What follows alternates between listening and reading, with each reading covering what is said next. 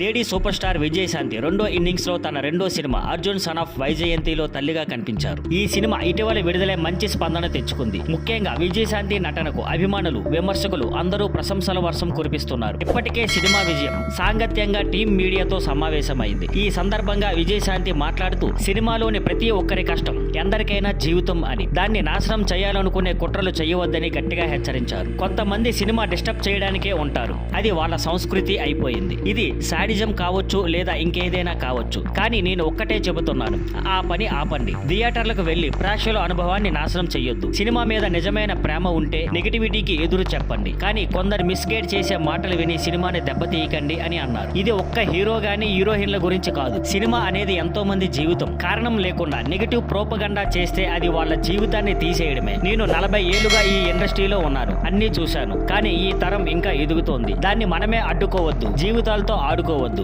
ఈ సినిమాలో కళ్యాణ్ రామ్ హీరోగా ప్రదీప్ చిలుకూరి దర్శకత్వం వహించారు. సినిమా ఇటీవలే విడుదలైంది. Thank you for watching. Please like, share and subscribe.